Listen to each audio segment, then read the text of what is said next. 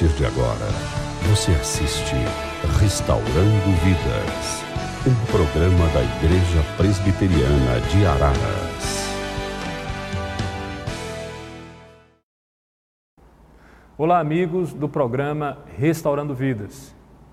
Nós estamos muito felizes de estarmos juntos nesta ocasião onde estamos tratando o tema da Páscoa. Durante um período nós estivemos gravando uma série de programas fazendo alusão à morte e o sacrifício de Jesus. Aprendemos nesses programas que podemos olhar a cruz sobre duas perspectivas. A perspectiva humana, que mostra a maldade humana, que denota a responsabilidade humana pelo ato injusto de sacrificar Jesus. E a perspectiva divina, que mostra Deus no controle da história, fazendo cumprir os seus desígnios, de acordo com a sua presciência, que Jesus deveria de fato ser sacrificado e morto na cruz por nós. Quando nós olhamos essas duas perspectivas, nós não podemos tratá-las separadamente, elas acontecem simultaneamente. São ideias complementares que precisam ser concebidas e enxergadas juntas. E nesses dias nós temos respondido à pergunta: por que Cristo morreu? Quem é responsável pela morte de Jesus na cruz? Já mostramos aqui que Jesus morreu por conta da conveniência do governador Pôncio Pilatos. Jesus morre também por conta da inveja dos sacerdotes, líderes religiosos daquela época. Jesus morre também por conta da complacência do povo, que se dobra diante da argumentação dos líderes religiosos. Vimos que Jesus também morre por conta da inveja, ou melhor, da ganância de Judas Iscariotes, que tem no seu coração o amor ao dinheiro e se deixa comprar, vende Jesus para ser entregue aos sacerdotes, e esses sacerdotes entregam Jesus a Pôncio Pilatos. Mas vimos também que Jesus morreu por nossos pecados, por amor de nós.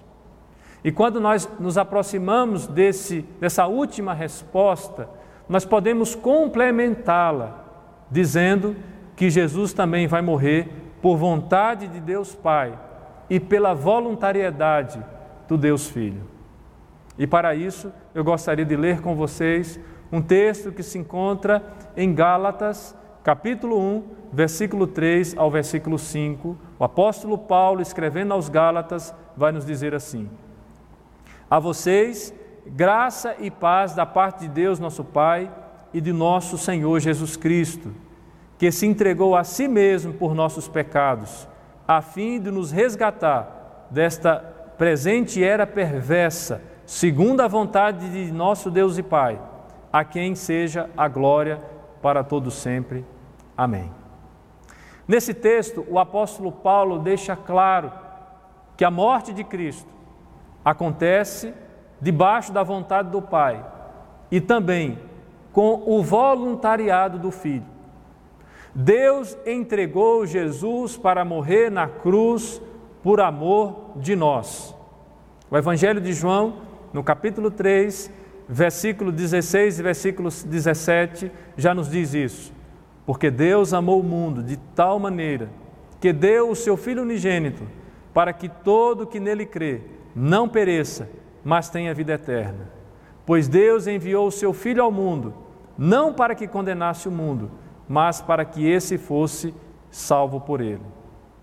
Já o apóstolo Paulo, em Romanos, capítulo 8, versículo 32, vai nos dizer: aquele que não poupou o seu próprio Filho, mas o entregou por nós, ou por todos nós, como não nos dará juntamente com ele e de graça todas as coisas? É uma pergunta retórica essa de Paulo, que vai confirmar a vontade de Deus Pai e também a disposição de Cristo de morrer por nós. E quando nós olhamos na Bíblia essa realidade de Cristo, o voluntariado de Cristo, nós podemos dizer que Jesus, desde o começo do seu ministério, se identificou com os pecadores ao tempo de não se desviar da cruz, mesmo sem ter ele pecado algum. Jesus habita entre os homens, vive entre os homens de maneira santa. Jesus não pôde ser condenado quando foi colocado diante do tribunal romano, quando foi julgado pelo governador Pôncio Pilatos. O próprio governador testifica que ele era inocente. Mas mesmo assim, o governador cede às conveniências e entrega Jesus para ser crucificado. Entrega Jesus à multidão que clamava que ele fosse crucificado. Mas mesmo nesse momento, Jesus não profere nenhum insulto e não resolve negar a caminhada em direção à cruz. Jesus preside sua morte. Jesus pressente que os seus discípulos, de certa maneira, estariam acomodados, atemorizados diante de tudo aquilo que havia de acontecer. Jesus prepara os seus discípulos. Jesus revela aos seus discípulos que a sua vida seria entregue por amor a eles. E aí nós podemos dizer que, na perspectiva divina, a morte de Jesus foi por amor, no nosso lugar, para obter perdão para os nossos pecados, para obtermos a tão aguardada salvação. Portanto, somos eternamente devedores a Cristo, por ter se entregado na cruz por nós. Somos eternamente devedores ao Deus Pai, por ter entregue, por ter dado o seu Filho por amor de nós. Somos eternamente devedores ao Espírito Santo, que aplica esta obra ao nosso coração, que faz com que nós creiamos de que de fato Jesus é o Filho de Deus que foi morto por nós, o Cordeiro Pascual que foi imolado em nosso lugar. É no sangue desse Cordeiro Pascual que nós podemos ter a purificação dos nossos pecados. Eu gostaria de compartilhar ainda nesta ocasião mais um trecho do livro A Cruz de Cristo, do John Stott, que faz esta inter-relação entre o olhar da cruz numa perspectiva humana e o olhar da cruz numa perspectiva divina. O John Stott nos diz: é essencial que conservemos juntos esses dois modos complementares de olhar a cruz. No nível humano, Judas o entregou aos sacerdotes, os quais o entregaram a Pilatos, que o entregou aos soldados, os quais o crucificaram. Mas no nível divino, o Pai o entregou, e ele se entregou a si mesmo para morrer por nós. À medida que encaramos a cruz, pois podemos dizer a nós mesmos: eu o matei, meus pecados o enviaram à cruz, e ele se matou, seu amor o levou à cruz.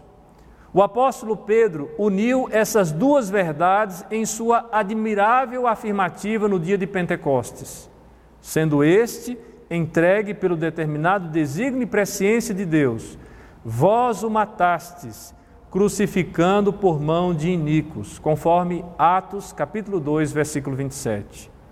Assim, Pedro atribui a morte de Jesus simultaneamente ao plano de Deus e à maldade dos homens, pois a cruz, que é a exposição da maldade humana, como temos considerado em particular nesse capítulo, é ao mesmo tempo a revelação do propósito divino de vencer a maldade humana assim exposta.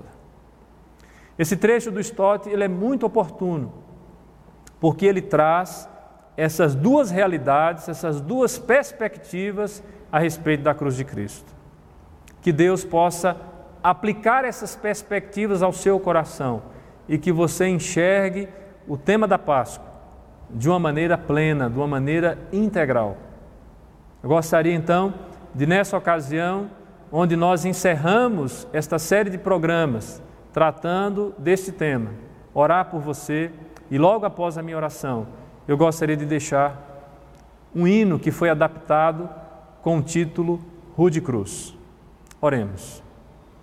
Senhor nosso Deus, nós somos agradecidos a Ti, ó Pai, pela tua bondade, pelo teu amor, pela voluntariedade do teu Filho, pela ação maravilhosa do teu Espírito Santo, que aplica essa obra santa, incomparável ao nosso coração.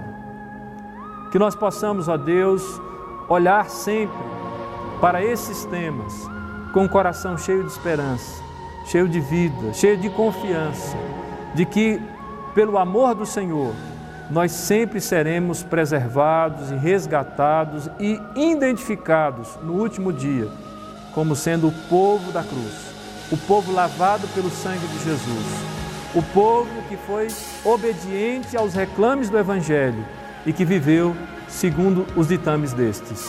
Que o Senhor nos ajude, ó Deus, nesta hora, para que sejamos um povo fiel, um povo cheio da presença do Senhor, um povo que não nega os seus princípios, que preserva as suas boas tradições, que vive a dimensão da cruz, sendo um povo submisso ao Senhor. Oramos assim, em nome e para a glória de Jesus. Amém.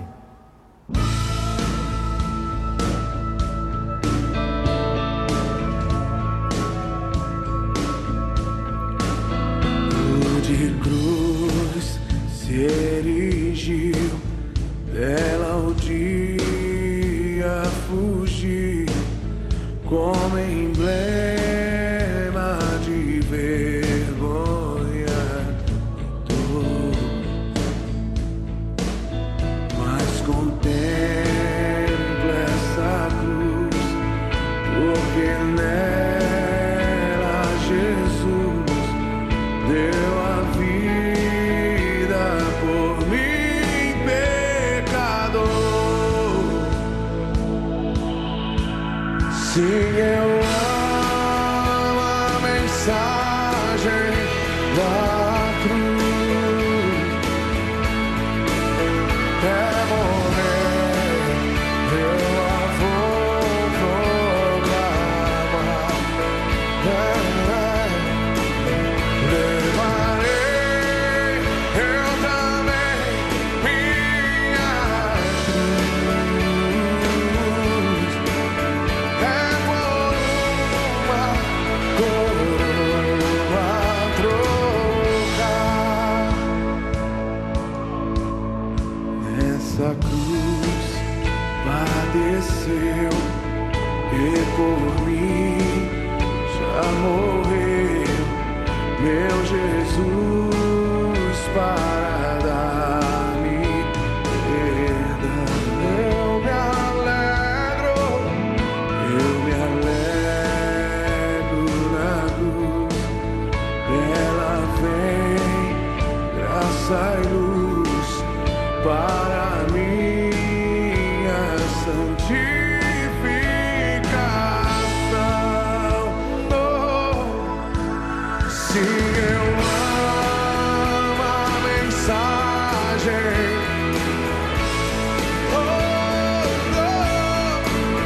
até morrer eu a vou proclamar. Levarei eu também minha cruz.